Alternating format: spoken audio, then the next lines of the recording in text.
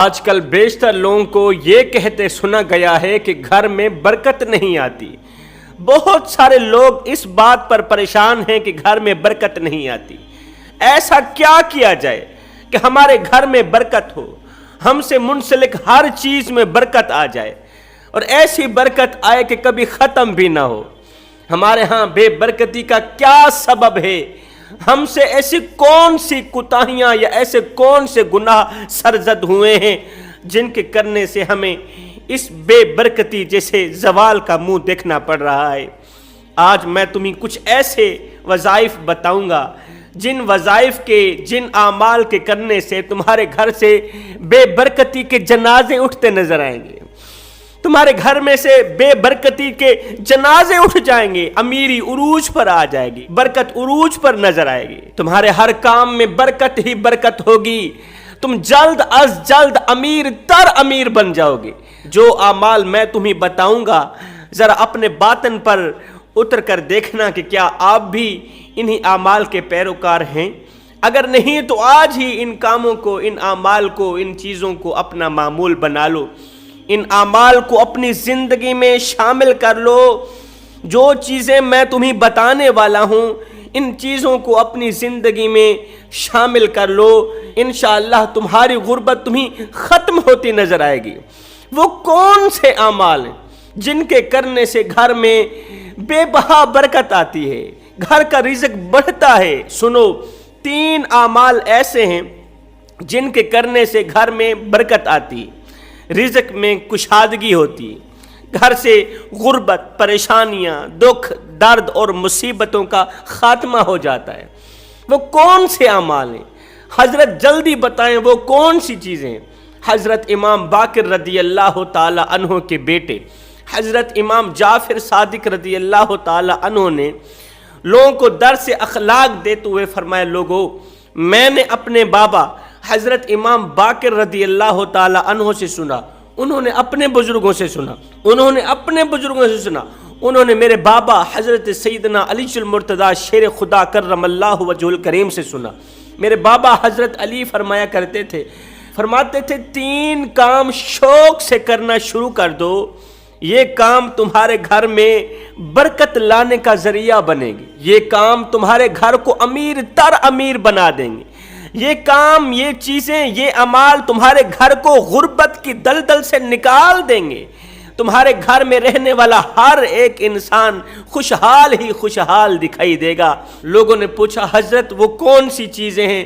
فرمایا نمبر 1 قلیل خواہشات، چھوٹی سی چھوٹی خواہش بھی انسان کی زندگی میں پریشانیاں لانے کا سبب بنتی۔ پہلی چیز خواہشات کو چھوڑ دو، چھوٹی سی چھوٹی خواہش بھی انسان کی زندگی میں پریشانیاں لانے کا ذریعہ بنتی۔ بادشاہ نے فقیر سے خوش ہو کر کہا، مانگو کیا مانگتے ہو؟ بادشاہ ایک فقیر پہ خوش ہوا نا، تو بادشاہ نے کہا فقیر میاں مانگو کیا مانگتے ہو، میں دینے کے لیے تیار ہوں۔ فقیر نے ہاتھ میں پکڑے پیالے کی طرف اشارہ کرتے ہوئے کہا، اس نے ہاتھ میں پیالہ پکڑا ہوا تھا، پیالہ بادشاہ کی طرف بڑھاتے ہوئے کہا حضور بس یہ میرا پیالہ ہی بھر دیجئے، مجھے اور کچھ نہیں چاہیے۔ بادشاہ مسکرایا، کہنے لگا بس اتنا ہی کافی۔ بادشاہ نے کیا کیا؟ اپنے پہنے ہوئے سارے کے سارے قیمتی جواہرات اتارے، اس پیالے میں ڈال دی، سارے کے سارے قیمتی جواہرات، ہیرے موتی اتارے، اس پیالے میں ڈال دیے، مگر پیالہ نہیں بھرا، پیالہ نہیں بھرا۔ بادشاہ پیالے کو بھرنے کی کوشش میں لگا ہوا ہے لیکن پیالہ نہیں بھرا۔ بادشاہ بہت ہی حیران ہوا، مگر یہ اس کی عزت کا معاملہ تھا۔ بادشاہ نے وزیروں کو حکم دیا کہ تم بھی اپنے پہنے ہوئے جواہرات اس میں ڈال دو، اس پیالے کو ہر حال میں بھرنا ہے۔ وہاں پر موجود وزیروں نے بھی اپنے جواہرات اتار کر پیالے میں ڈال دیے، اپنے تمام کے تمام ہیرے موتی جواہرات اتار کر اس پیالے میں ڈال دیے، مگر پیالہ پھر بھی خالی رہا، پیالہ پھر بھی نہ بھرا۔ سلطنت کا سارا خزانہ پیالے میں چلا گیا، پیالہ پھر بھی نہ بھرا، پیالہ پھر بھی خالی رہا۔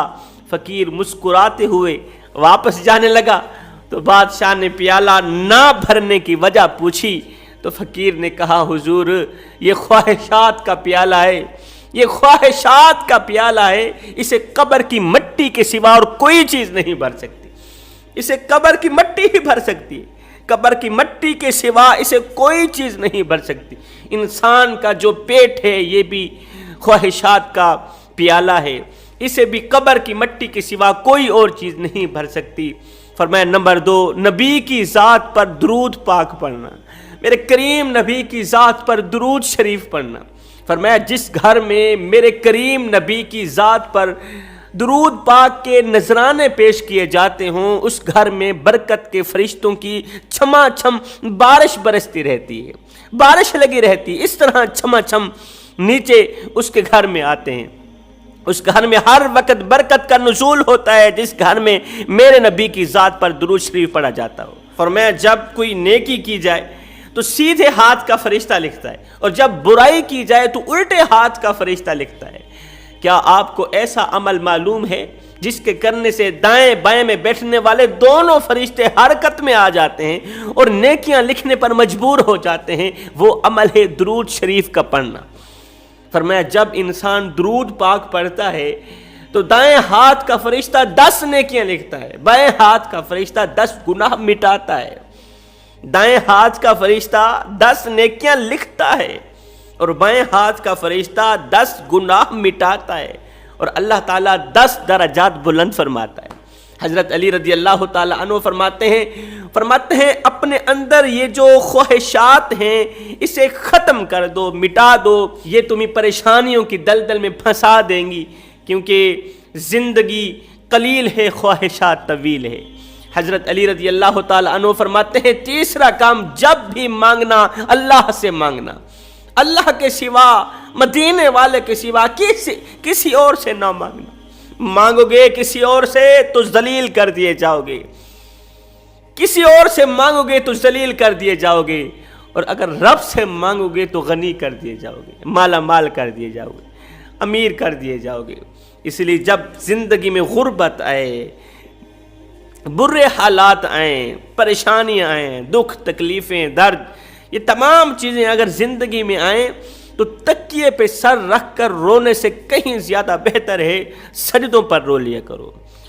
تکیے پہ رونے سے بہتر ہے سجدوں پر رو لیا کرو، اس سے اللہ بھی راضی ہو جائے گا، تمہاری پریشانی بھی دور ہو جائے گی۔ دن رات صبح و شام اگر تم چاہتے ہو کہ تمہارے گھر کے رزق میں برکت ہو، تمہارے مال میں برکت، تمہاری جان میں برکت، تمہاری عمر میں برکت ہو، فرمایا میرے کریم نبی کی ذات پر درود شریف ہر حال میں پڑھتے رہنا۔ میں دعا کرتا ہوں اللہ تعالی ہمیں اچھی نصیحتوں پر عمل کرنے کی توفیق عطا فرمائے، ہمیں نماز پنجگانہ با جماعت ادا کرنے کی توفیق عطا فرمائے، آقا کریم علیہ الصلاۃ والسلام کی ذات پر درود شریف کے نذرانے پیش کرنے کی توفیق عطا فرمائے۔ آمین ثم آمین، وما علینا الا البلاغ المبین۔